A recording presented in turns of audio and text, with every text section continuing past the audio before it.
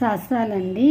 ఈరోజు ఒక గ్లాసు బియ్యం పిండికి 1 గ్లాసు నీళ్ళు వేసుకొనేసి 20 మినిట్స్ ఎసురు పెట్టుకొని పిండి ఉడికించుకొనేసేయాల.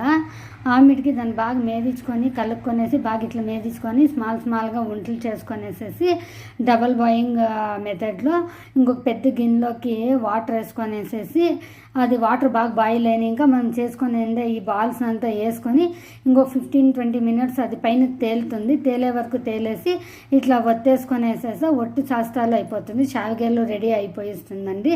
దీన్ని మనం ఎట్ల కాలు అట్లా నీట్గా ఇది ప్రెస్ చేసుకొనేసేసి బాగా హాఫ్ అన్ అవర్ చల్లారేసుకొనేకెక్కి ఇడ్చేసేయాలి. చల్లారేసుకొనేసాక మనకి ఎట్ల కాలు అట్లా కారం వేసుకొనేసి లెమన్ అంతా వేసుకొని కొబ్బరి క్యాష్యూ అంతా వేసుకొనేసేసి ఇది పెట్టేసుకోవాలి. ఇంకొక వైట్ దానికి వచ్చేసి నువ్వుల పొడి, శనగిత్తనాల పొడి, గసగసాల పానకం అంతా చేసుకొని రెడీ చేసుకొని వేస్తున్నాను. Thank you.